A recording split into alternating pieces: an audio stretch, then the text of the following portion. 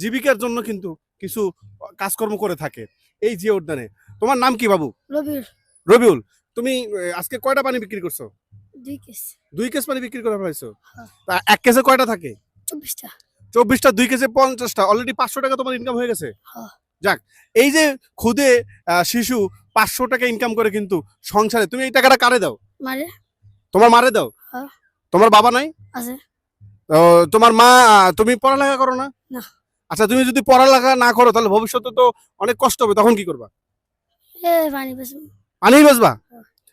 বন্ধু, আমরা যারা এই যে খুদে শিশুরা আছে, ওর ভবিষ্যৎ চিন্তা কিন্তু ও বলতে পারতেছে না। ও বলতে ভবিষ্যতেও পানি বেচবে। ভবিষ্যতে পানি বেচলে কিন্তু তার কাজ হবে না। এখন 500 টাকা, ভবিষ্যতে কিন্তু লাগবে 2500 2000 টাকা। তো আমরা চেষ্টা করব এই ধরনের পথ শিশুরা যেন ভালো সুশিক্ষায় শিক্ষিত হয়ে আমাদের দেশের হাল ধরতে পারে। কারণ ও যদি অশিক্ষিত হয়, আমাদের শিশুরাই পিছিয়ে পড়বে। আমরা চাই নতুন সরকার কাছে এই পথ শিশুদের নিয়ে ভালো কিছু চিন্তা ভাবনা যেন থাকে। শিক্ষামন্ত্রীর কাছে আবেদন জানাচ্ছি, প্লিজ জিনিসগুলো নজরে আনবেন, দেখবেন ইনশাল্লাহ। ভালো থাকো। তোমার নাম কি? Rabiul thank you so much.